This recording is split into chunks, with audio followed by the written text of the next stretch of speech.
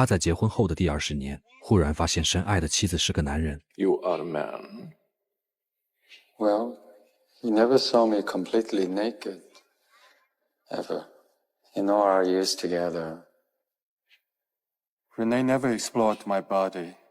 He was very responsive to my ancient Oriental ways of love.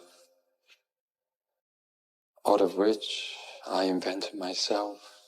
曾经的恩爱历历在目，高仁妮震惊之余只剩心酸，他因此成了法国最著名的笑话之一。可直到死亡，他依旧对雌雄莫辨的妻子情有独钟。这是一个真实的故事。1964年，高仁妮接受工作指派，来到了法国的驻华大使馆工作。起初，他和其他外国人一样，对陌生的中国抱有很大偏见，更不喜京剧咿咿呀呀的表演方式。可这天参加晚宴时，他却被舞台上正在表演歌剧《蝴蝶夫人》的女演员吸引。和那些浓妆艳抹的伶人不同，宋丽玲一身白衣，气质绝伦，低沉的嗓音也极富磁性。高仁妮几乎对她一见钟情。晚宴还没结束，便主动上前搭讪。Mademoiselle Song, it was a beautiful performance. Thank you. I've always seen opera singers as overweight ladies and too much bad makeup. Bad makeup is not unique to the West. I've never seen a performance as convincing as yours. You made me see the beauty of the story. If you wish to see some great theater, come to the Beijing Opera sometime. 宋丽玲不仅会说法语，还很有内涵和主见。她临走时的绝美笑容让高仁妮惊为天人。之后一连几天都沉迷在爱情的漩涡里，只要想起女人便会心跳不停。于是趁着休息日，他迫不及待穿过繁华的北京小巷，找到了宋丽玲工作的北京戏院。此时女人正在台上表演《贵妃醉酒》，和上次的翩翩白衣不同，她穿着浓墨重彩的戏服，画着明艳绝伦的西装。纵使高仁妮从不喜欢京剧，也因为台上风华绝代的女人大受震撼。表演结束后，两人总算有时间一起谈心散步。The Oriental woman has always held a certain fascination for you Caucasian men. Is that not true? Yes. Sometimes it is also mutual. This is my home. Come another time, and we will continue the process of education. 宋丽玲透露出的好感让高仁妮万分惊喜，她已经迫不及待。于是第二天刚刚入夜，便急匆匆敲响女人的家门。此时颇具东方韵味的四合院灯火通明，宋丽玲也再次换上了白色丝绸，乌黑的头发垂在肩头，更衬得她飘然若仙。而高仁妮难掩爱意，趁她端茶时握住了她的手，可只是一瞬，宋丽玲便羞涩地转过身去。Please go. Please. Monsieur Gallimard. I never invited a man to my home before. The forwardness of my actions makes my skin burn.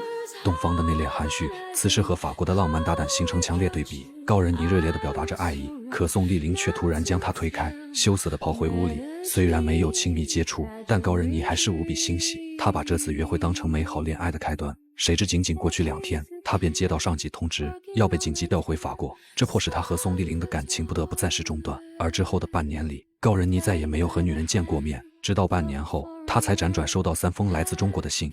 I am out of words. I can hide behind dignity no longer. What more do you want? I have already given you my shame. 宋丽玲的信里字字句句透露着爱和思念，高仁妮也再无法克制满腔爱意。她拼着得罪上司也要调回北京，并且在第一时间飞奔到宋丽玲家。Are you mad? Coming here at this hour? I came tonight for an answer. Are you my butterfly? I want honesty, no falseness between us. No false pride. Yes. I am your butterfly. 互诉衷肠的两人紧紧相拥，可干柴烈火的紧要关头，宋丽玲再次推开了高仁妮。I've never. Never? Renee, please let me keep my clothes on. It frightens me. Honesty is so important to the Chinese. 被爱情冲昏头脑的高仁妮相信了这番话，她真心爱着宋丽玲，也十分尊重她，却没想到这一切都是针对她设计的圈套。之后的日子里，两人彻底陷入甜蜜的热恋，并像普通的小情侣那样，常常骑着自行车到处游玩。高仁妮坚信自己找到了真爱，在和爱人游览名胜古迹的同时，还会聊到工作和那些文件机密。她在女人面前没有秘密，知无不言。殊不知得到消息的宋丽玲，转身就会全部汇报给上级。And why do you have to behave this way when he's not even here? Comrade, In order to better serve the great proletarian state, I practice my deception as often as possible. I despise this costume. Yet for the sake of our great helmsman, I will endure it and try my best to become somebody else.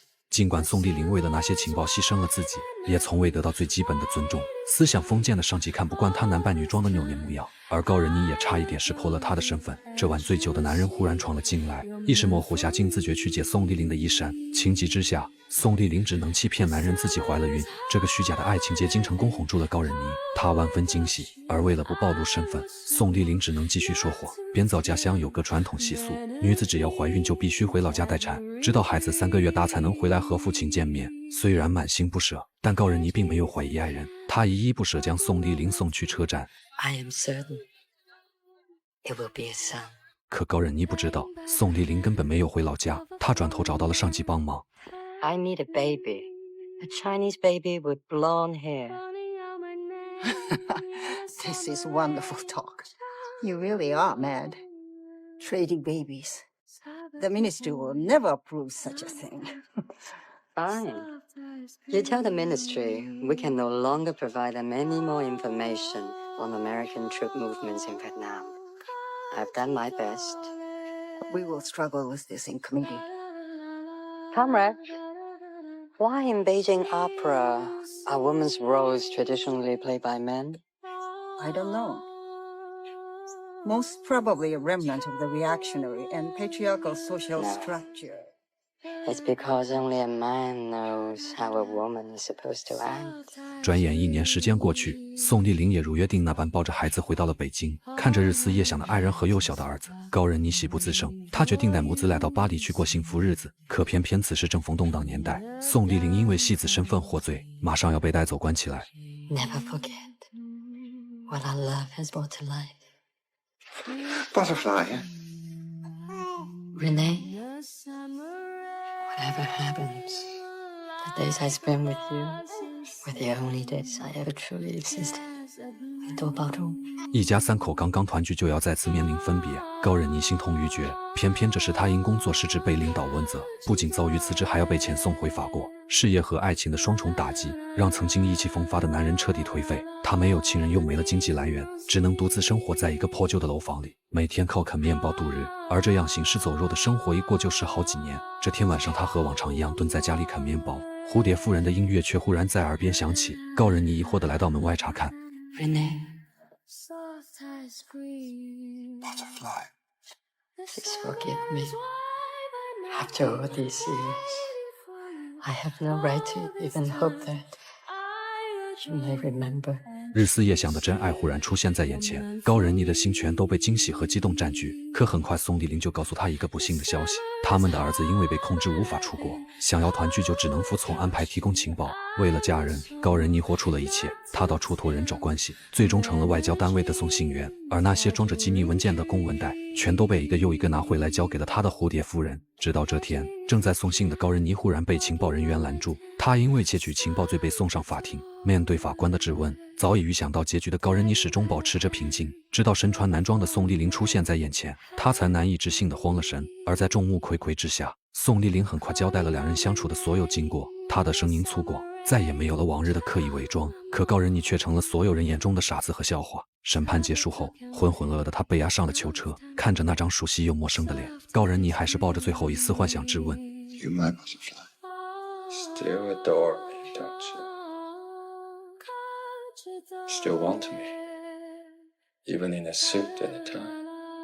Enough. Enough.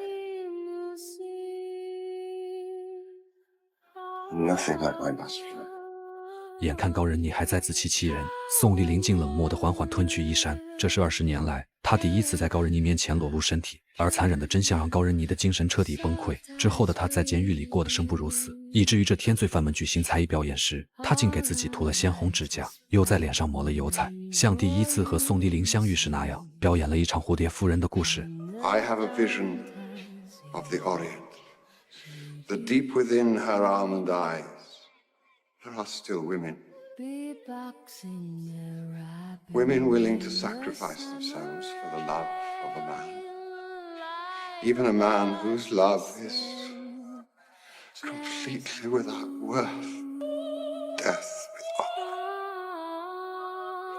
is better than life with this one. In a prison far from China. My name is René Gallimard, also known as Madame Butterfly. 表演结束，掌声雷动，高仁妮却手握碎裂的镜子割向咽喉。20多年的深情在这一刻戛然而止，他可笑可悲的一生也终于落幕。